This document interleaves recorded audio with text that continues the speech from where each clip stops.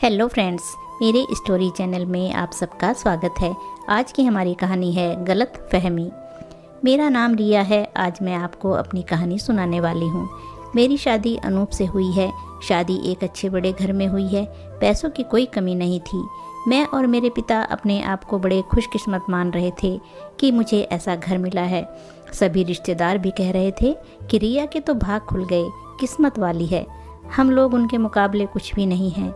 पिताजी के पुराने परिचित होने की वजह से मेरी शादी उस घर में हो गई। शादी के बाद मैं पहली बार उस घर में गई तो जाते ही मुझे पता चला कि वह लोग कितने बड़े हैं। घर बहुत बड़ा था। पहली बार था जब उनका घर मैंने देखा था। सब कुछ बहुत अच्छा था। सुहाग रात का समय आ गया, लेकिन उसके पहले मेरी सास और ननद मुझे अकेले में ले गई। मेरी कुछ समझ में नहीं आया। मुझे लगा कुछ ज़रूरी बात करनी होगी। उनके चेहरे उतरे हुए और डरे हुए थे, जैसे कि कोई बात मुझसे करना चाहती हूँ। मैंने उन्हें पूछा, क्या हुआ, आप दोनों इतनी डरी हुई क्यों हो?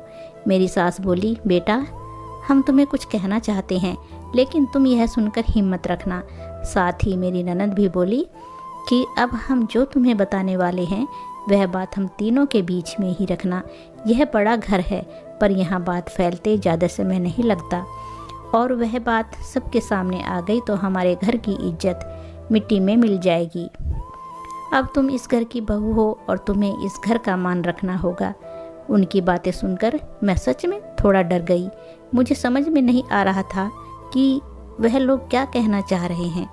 मैंने कहा, आप बताएं मुझे क्या बात है। मेरी सास बोली कि बहू, मेरा बेटा मर्द नहीं है। उनकी यह बात सुनकर मेरे होश उड़ गए। उन्होंने कहा कि मैं जानती हूँ कि तुम सोच रही होगी कि हमने तुम्हें क्यों फंसाया, लेकिन हमारी भी मजबूरी है। हम यह बात ऐसे नहीं बता सकते थे, वरना सभी को पता चल जाएगा। मेरा बेटा रात में अक्सर बाथरूम में ही रहता है। पता नहीं वहाँ क्या करता है। जब भी उससे पूछो तो यही कहता है कि उसका पेट खराब है। कमरे में जाने के पहले अपने पति के लिए यह बातें सुनकर मुझे कुछ समझ नहीं आ रहा था कि मैं क्या करूं। मेरी ननद कहती है कि तुम उससे बात करना और थोड़ा समय उसके साथ बिताओ, फिर उससे खुलकर बात करो। अगर कुछ हो सकता है तो हम ज़रूर करेंगे। हम तुम्हारे साथ हैं, तुम्हें अकेला नहीं छोड़ेंगे। सुहाग रात वाली रात यह सब सुनकर मैं अपने कमरे में जा रही थी। मुझे अब डर लगने लगा था। कमरे में यही सब सोच रही थी कि मेरे पति दीपक कमरे में आए। कमरे का दरवाज़ा बंद किया और दरवाजे से ही पेट पर हाथ लगाते हुए आए। बिस्तर पर मेरी तरफ पीट करके बैठ गए और बोले कि मेरा पेट खराब है, और कुछ ही सेकंड में वो उठकर बाथरूम में चले गए। बिल्कुल वैसा ही हुआ जैसा कि मेरी सास ने मुझसे कहा था। पेट खराब हो तो थोड़ी देर बाद वह बाथरूम से बाहर आ जाते, लेकिन वह करीब 1 घंटे तक बाथरूम में ही रहे। मैं चुपचाप अपने बिस्तर पर बैठी रही। मैंने उन्हें आवाज़ भी नहीं दी। बस यही सब सोचते सोचते मैं बिस्तर पर लेट गई। करीब 2 घंटे बाद वह बाथरूम से निकले। मेरा अब उनसे बात करने का मन ही नहीं था। मुझे लगा मेरे साथ धोखा किया गया है। वह भी चुपचाप अपने बिस्तर की साइड पर जाकर सो गए। सुबह मैं अपने आप को खुशकिस्मत मान रही थी और रात होते होते अपनी किस्मत को फिर कोसने लगती। सुबह मैं जल्दी उठी और बाथरूम में गई। बाथरूम में जैसे ही गई मेरे होश उड़ गए, क्योंकि बाथरूम में एक नई नाइटी थी, साथ ही मेकअप का सामान। यह सब क्या था, मुझे समझ नहीं आ रहा था। एक ऐसे इंसान से मेरी शादी क्यों करवा दी? सुबह मेरी सास ननद ने मुझसे पूछा, क्या हुआ बेटी रात में? वही जो आपने बताया था। यह कहकर मैं रोने लगी। मेरी ननद ने कहा, माँ, मैं कह रही थी ऐसे किसी लड़की की ज़िंदगी ख़राब मत करो, लेकिन तुम सभी ने मेरी बात नहीं मानी। अब यह क्या ऐसे ही घुट घुट कर यहाँ रहेगी? मेरी सास बोली कि बेटा, तू जो भी फैसला लेगी हम तेरे साथ हैं, लेकिन तुझे यह वचन देना होगा कि यह राज तेरे मुँह से नहीं निकलेगा। अगली रात फिर वह कमरे में आए। मुझे अब उनकी तरफ देखने का भी मन नहीं कर रहा था। मैं चुपचाप अपने बिस्तर पर अपने साइड में सो गई, क्योंकि अब बात करने को रखा भी क्या था। उन्होंने भी अभी तक कुछ बात नहीं की। उसकी वजह मैं भी जानती थी। वह थोड़ी देर और बिस्तर पर बैठे रहे और फिर उठकर वह बाथरूम में चले गए। मैं समझ गई थी कि वह क्या करने गए हैं। थोड़ी देर बाद बाथरूम से चीज़ें गिरने की आवाज़ आने लगी, कुछ टूटने की। थोड़ी देर बाद आवाज़ रुकी और इस बार वह जल्दी ही बाथरूम से बाहर आ गए और आकर बिस्तर पर सो गए। हमारे बीच कोई बात नहीं हो रही थी। मैं तो यही सोच रही थी कि मैं क्या करूं। यही सब सोचते सोचते नींद आ गई। सुबह उठी और फिर मैं बाथरूम में गई, लेकिन इस बार बाथरूम में जब गई तो सब कुछ बिखरा हुआ था। नई नाइटी को फाड़ दिया था, मेकअप का सामान बिखरा हुआ था। बाथरूम में कचरे में एक कागज़ भी था जिस पर लिखा था, टू माई ब्यूटीफुल वाइफ। मेरे मन में अब शक आया कि यह सामान और कपड़े कहीं मेरे लिए तो इन्होंने नहीं रखे। लेकिन फिर मैंने सोचा कि मेरी सास और ननंद मुझसे झूठ क्यों बोलेगी।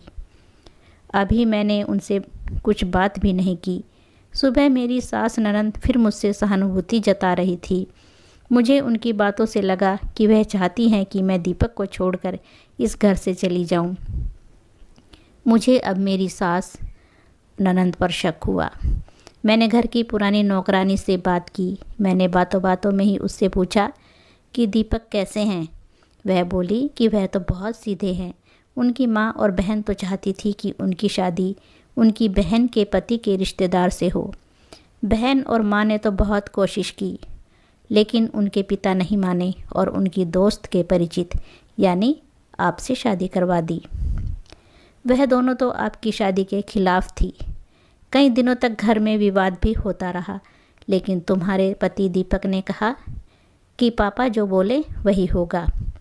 मुझे अब पता चल गया था कि मेरी सास और ननंद मुझे क्यों भगाना चाहती हैं। इसीलिए उन्होंने मुझसे झूठ बोला था। उन्होंने शायद दीपक को भी कुछ कहा होगा। रात में दीपक से बात करने का इंतज़ार कर रही थी। वह कमरे में आए तो उनका मुंह उतरा हुआ था। यह पहली बार था जब मैं उनसे बात करने वाली थी। उनके आते ही मैंने कहा, आप मुझसे कुछ बात करना चाहते हैं? वह बोले, अब बात करने को रखा ही क्या है। पापा का विश्वास था कि वह घर अच्छा है, इसलिए मैंने माँ और बहन की ना सुनकर तुमसे शादी की और तुमने सच छिपाया। मैंने बोला, क्या सच? यही सच कि तुम मुझसे शादी नहीं करना चाहती थी। तुम्हारी ज़िंदगी में अभी भी कोई और है। यह बात तुमने ही तो माँ को बताई थी। घर की इज्जत और पापा के कारण मैं चुप हूँ, कुछ कदम नहीं उठा रहा और मैंने भी देख लिया। मैंने पूछा, क्या? तो दीपक ने कहा कि सुहाग रात सभी की ज़िंदगी में बहुत स्पेशल होती है, लेकिन मेरे बाथरूम में 2 घंटे रहने पर भी तुम्हें कोई फ़र्क नहीं पड़ा। माँ ने सही कहा था कि तुम आवाज़ भी नहीं दोगी, बात भी नहीं करोगी। तब मैंने कहा, बाथरूम में रुकने को उन्होंने कहा था? और वह कपड़े और मेकअप? वह मेरी बहन ने रखे थे। कहा था, पहली रात का गिफ्ट है तुम्हारे लिए। मैं उठकर उनके पास गई और उनसे कहा, आपको पता है उन्होंने मुझे क्या कहा? फिर मैंने उन्हें सारी बात समझाई। कहा कि वह चाहती थी हम दोनों में गलत फहमी हो और हम अलग हो जाएं, ताकि वह जो चाहती हैं वह पूरा हो जाए। उन्हें गुस्सा आया, लेकिन मैंने कहा, नहीं, अब हम इस बात को यहीं ख़त्म करेंगे और किसी को कुछ नहीं कहेंगे। उस रात मेरी सारी परेशानी और गलत फहमी दूर हो गई। वह थी मेरी सही मायने में सुहाग रात। अगली सुबह मेरी सास ननंद ने मुझसे पूछा कि मेरा क्या फ़ैसला है, मैं क्या करने वाली हूँ। मैंने कहा कि मैं आप दोनों को माफ़ करके एक नई शुरुआत करना चाहती हूँ। आपको मुझसे कोई शिकायत नहीं होगी। मैं एक बहुत अच्छी बहू बनकर दिखाऊंगी। मेरे चेहरे पर मुस्कान देखकर उनके चेहरे उतर गए। ननंद तो उसी दिन अपने घर चली गई। थैंक यू दोस्तों, धन्यवाद दोस्तों।